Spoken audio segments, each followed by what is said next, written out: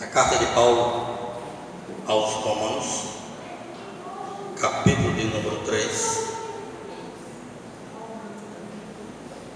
Já que o Marquinhos está colocando um texto aí que se encontra em Gálatas, não sei se vai dar certo. Já está? Amém?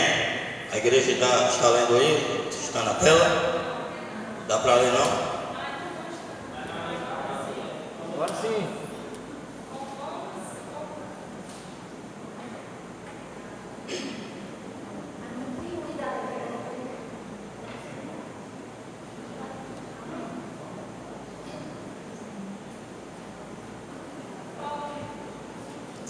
Romanos capítulo 3, versículo 23.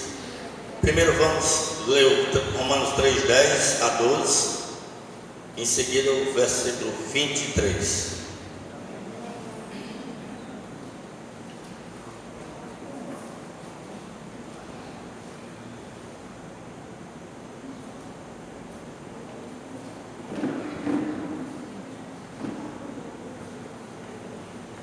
Amém? Amém? Dá para ler o que está na tela? Então aí há vários tipos de pecados, e alguns na própria palavra do Senhor estão, alguns pecados desses estão na vida deles, e isso fizeram com que não fosse encontrado os heróis da fé, alguns homens, e vamos estar lendo aí, depois está vendo aí na tela, amém? Romanos 3, 10 e 12, o 12 diz: como está escrito, não há um justo nenhum sequer, não há ninguém que entenda, não há ninguém que busque a Deus. Todos se extraviaram juntamente, se fizeram inúteis. Não há quem faça o bem, não há um só. Agora vamos para o versículo 23. Porque todos pecaram e destituídos estão da glória de Deus. A igreja pode sentar-se? Então, irmãos, uma palavra de alerta para nos trazer as Escrituras Sagradas, para nos fazer que venhamos a andar conforme a vontade do Senhor.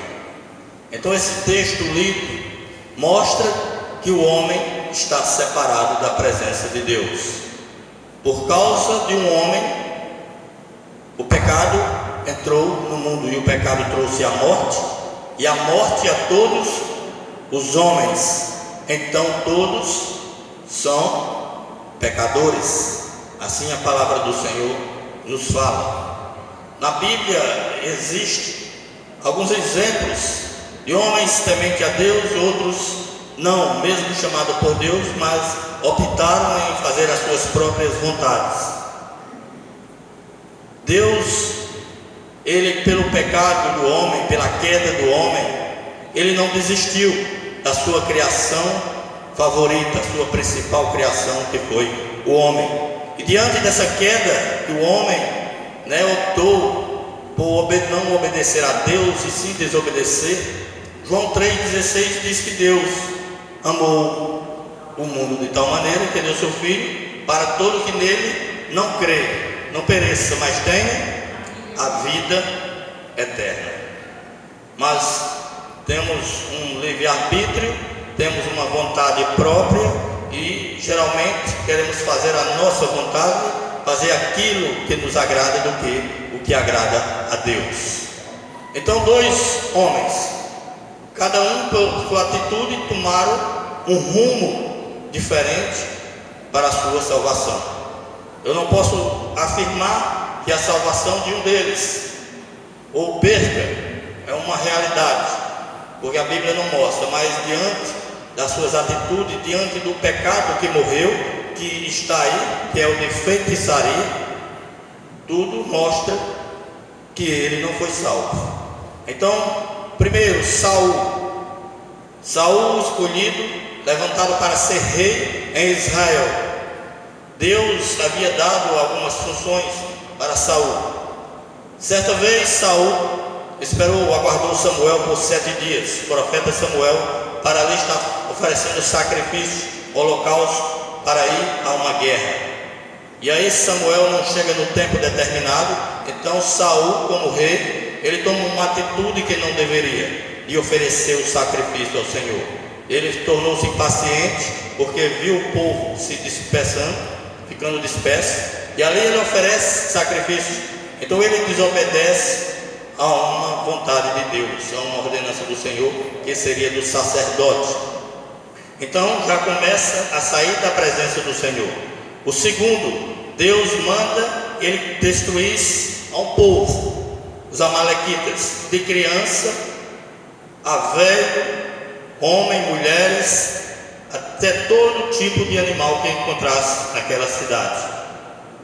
Mas chegando lá, Saul poupa a vida do rei Agag, destrói o restante de tudo, mulher, criança, velhos, não deixa ninguém.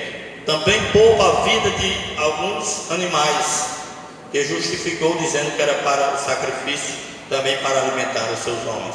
E isso causou a ira de Deus contra ele, porque Deus havia levantado para ele ser obediente a Deus. Então Deus manda que ungisse a Davi, mandou que Samuel fosse à casa de Jessé, e ali ele iria ungir um rei. Agora, diferente desse outro, Deus escolhe um homem conforme o seu coração, segundo a sua vontade, porque Deus conhece o nosso interior, e agora ele levanta um homem temente a ele, e faria toda a diferença, iria ficar na história do rei de Israel.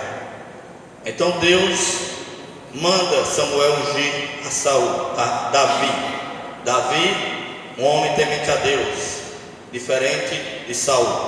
Então a atitude de Davi diante de um pecado é de arrependimento, diferente de Saul.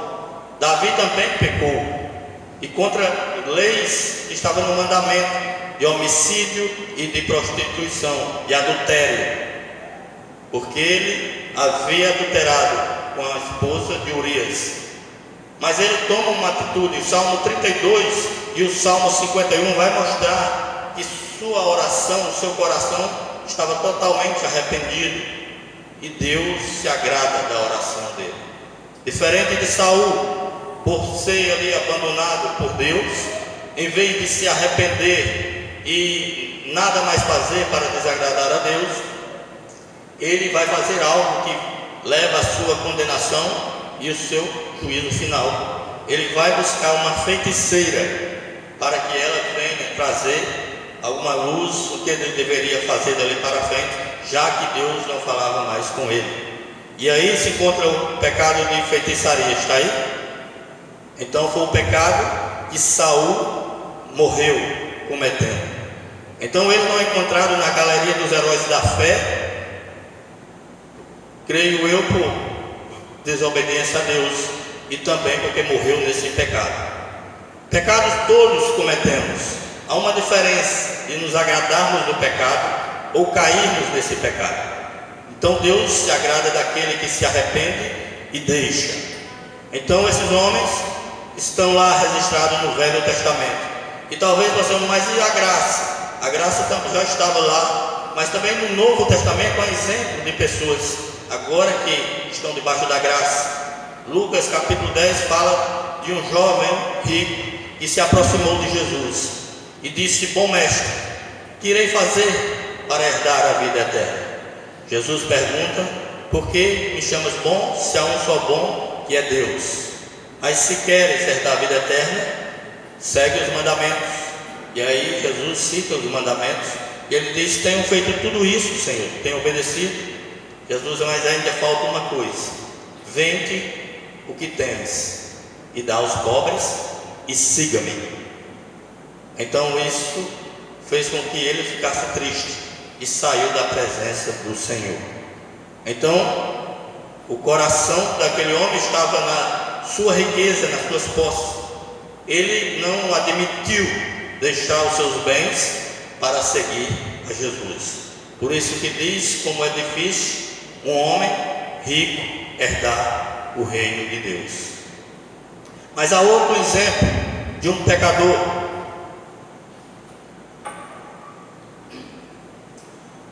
Um ladrão na cruz, malfeitor, condenado pelos homens, também estava condenado por Deus. Mas nos seus últimos momentos, ele se arrepende. E ali ele busca Jesus nos seus últimos minutos e encontra salvação. Então, aqueles que se arrependem e deixam, encontram salvação diante do Senhor Jesus. O Salmo 9,7 diz que o Senhor está assentado perpetuamente, para ali estar já julgando com justiça a todos. Então há um julgamento preparado para todos. Ninguém vai escapar desse julgamento. E quem será julgado? João capítulo de número 5.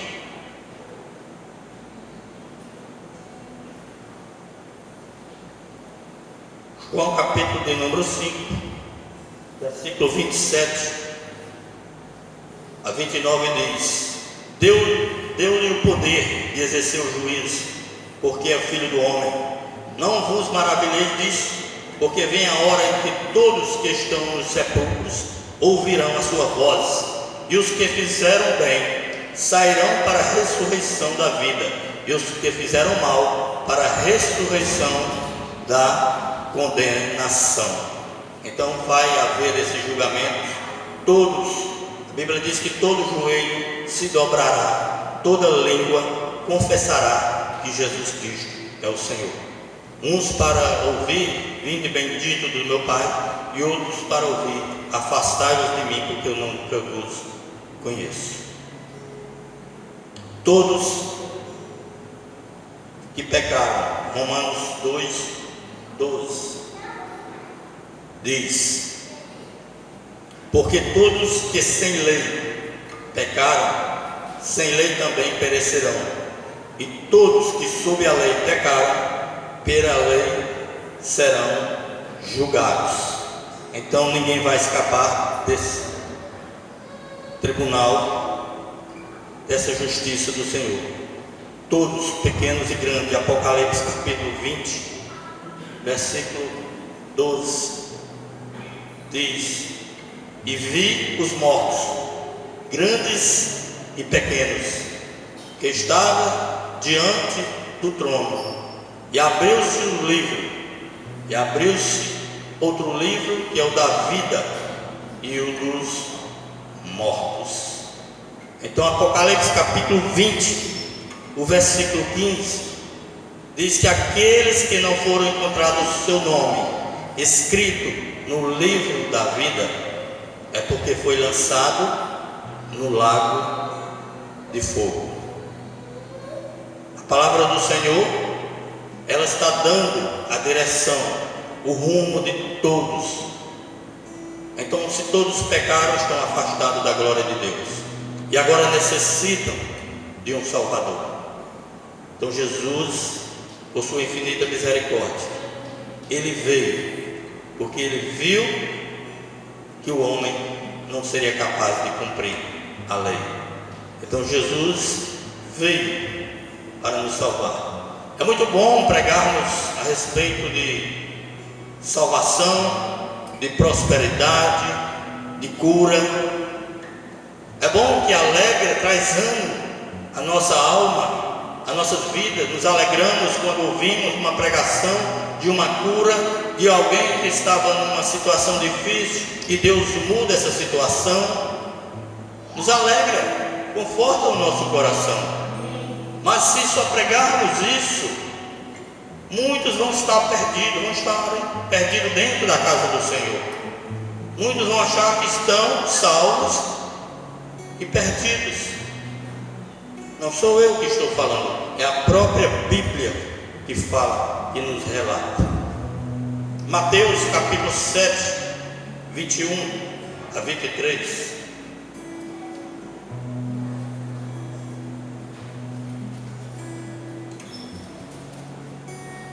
Nem todos o que me diz, é o Senhor Jesus falando, nem todos que me diz Senhor, Senhor, entrará no reino dos céus, mas aquele que faz a vontade de meu Pai que está no céu. Muitos me dirão naquele dia: Senhor, não profetizamos nós em teu nome, e em teu nome não expulsamos demônio, e em teu nome não fizemos muitas maravilhas? Então lhes direi abertamente: nunca vos conheci, apartai-vos de mim, vós que praticais a iniquidade. Então, quando é palavra de homem, nós não vamos dar crédito, mas quando é o Senhor Jesus falando, e se cremos que a Bíblia é a palavra do Senhor, então precisamos nos consertarmos, precisamos voltarmos às Escrituras Sagradas, porque o Senhor aqui não está falando aqueles que estão fora, mas sim aqueles que estão dentro da igreja, porque precisamos nos voltar a esse compromisso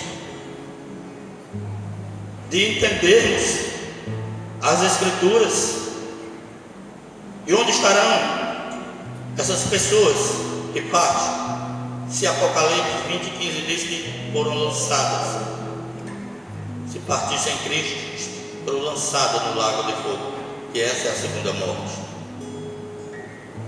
No Evangelho escreveu Lucas capítulo 13, versículo 25.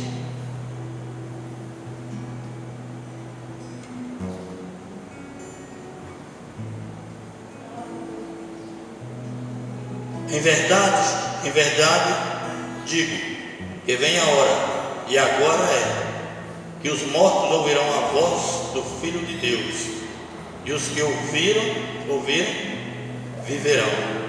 Versículo 27. E deu-lhe o poder de exercer o juízo, porque o Filho do Homem, não vos maravilheis disso, porque vem hora que todos que estão nos sepulcros ouvirão a sua voz. E os que fizerem o bem sairão para a ressurreição da vida, e os que fizeram o mal para a ressurreição da condenação. Que condenação é essa? A condenação que herdamos de Adão. Jesus, instruindo a Nicodemos, ele diz: quem não nascer de novo não pode ver o reino de Deus. Aquele que não nascer de novo não pode ver o reino de Deus. Nascimento agora da alma do Espírito, e se tornar uma nova criatura. 2 Coríntios 5,17: se alguém está em Cristo, é nova criatura, as coisas passadas se foram, e eis que tudo se fez novo. Então nós precisamos mudar, nos convertermos. Conversão, mudança de direção. Se andávamos conforme o mundo, agora precisamos andar na vontade do Senhor. Qual é a condição daqueles que estão sem Cristo? Marcos 16:16, Jesus diz: ide por todo o mundo e pregai o Evangelho a toda criatura. Quem crê e for batizado será salvo, mas quem não crê já está condenado. Ele não teve uma mudança, ele já era condenado e continua condenado, porque não aceitou, não fez uma confissão diante dos homens como Cristo, como seu único e suficiente Salvador. Apocalipse 14:11.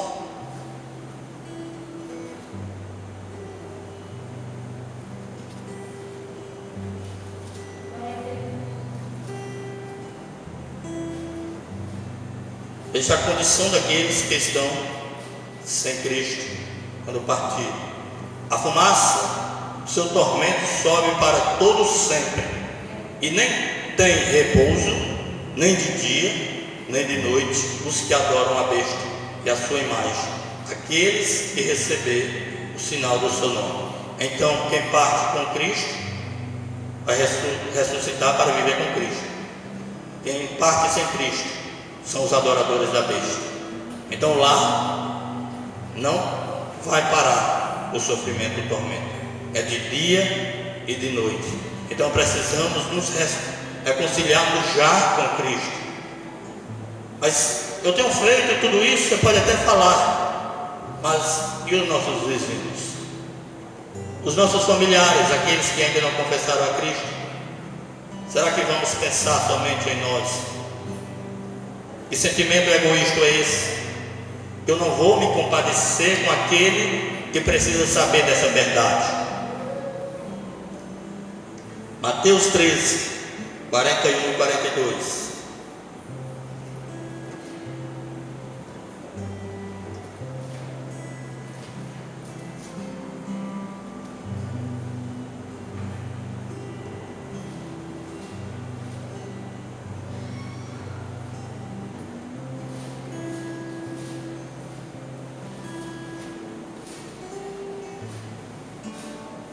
Mandará o Filho do Homem, os seus anjos, e eles colherão no seu reino tudo que causa escândalo e os que cometem iniquidade, e lançarão na fornalha de fogo.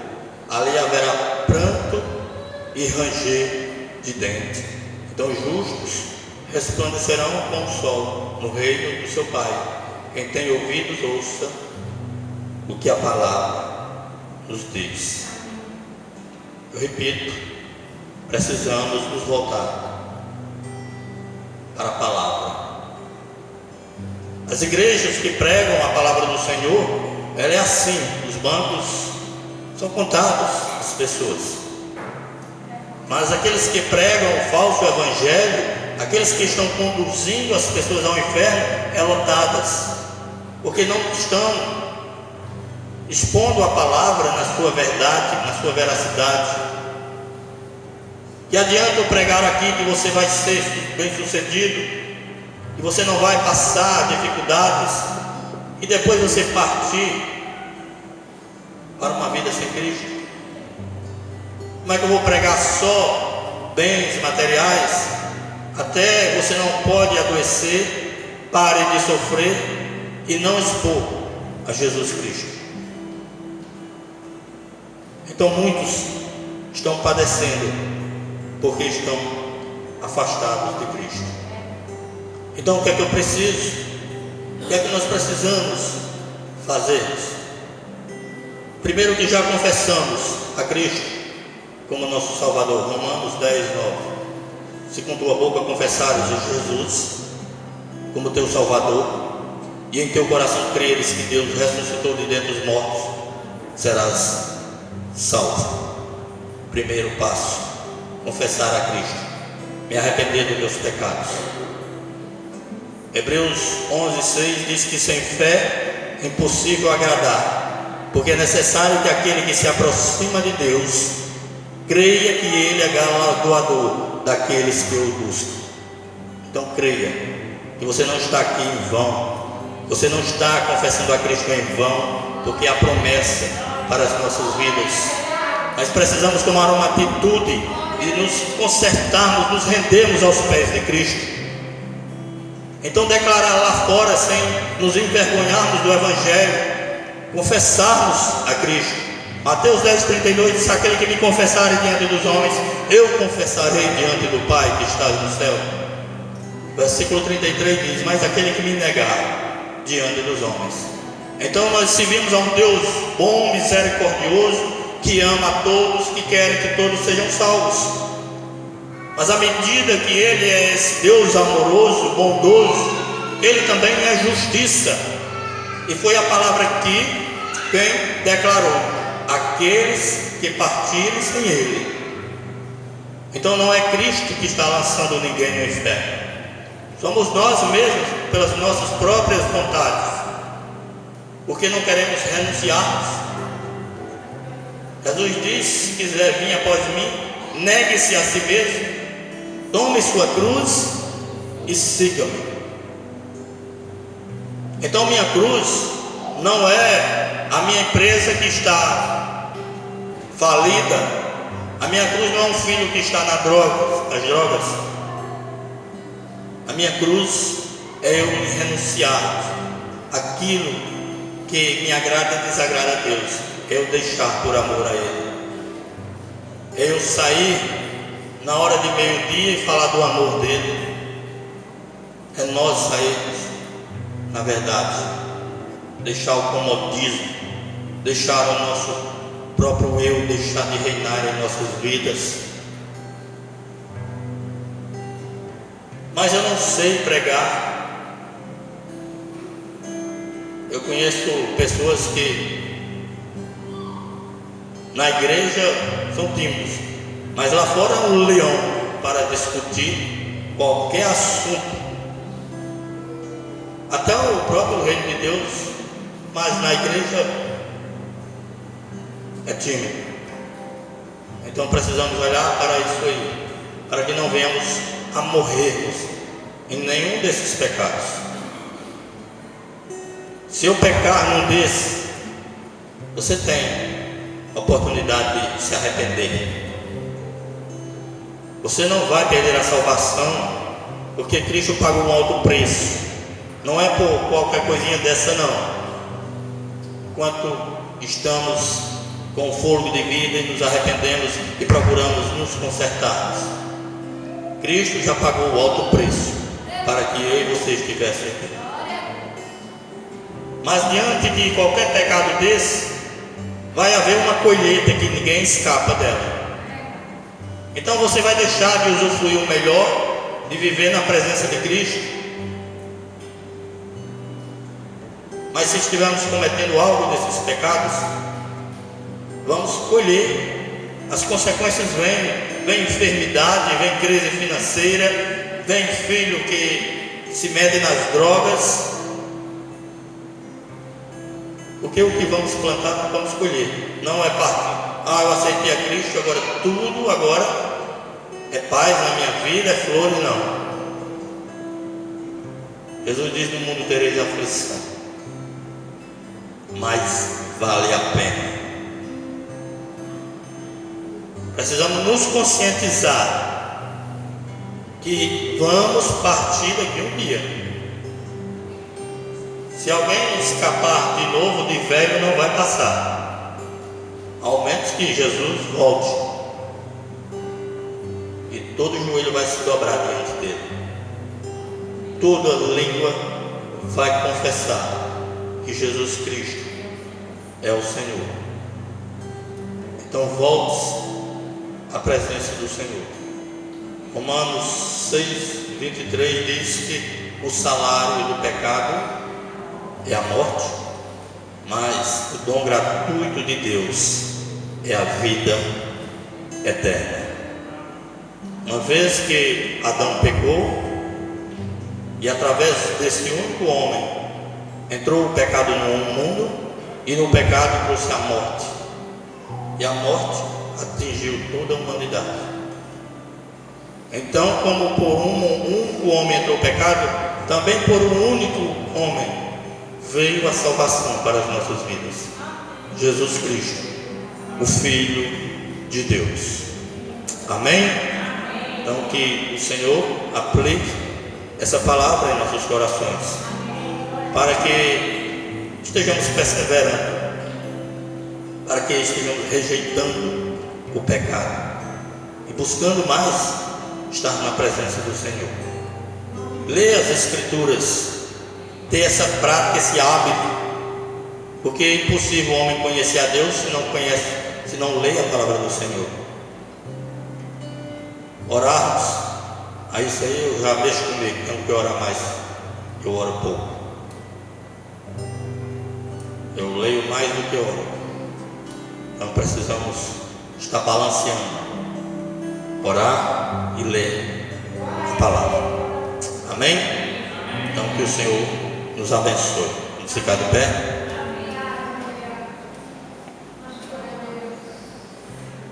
Senhor, no nome de Jesus, quero, Deus, te agradecer pela porção linda da tua palavra.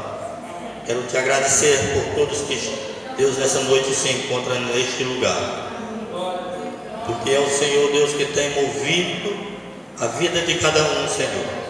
É o Senhor que tem levantado, despertado, porque o Senhor tem se preocupado.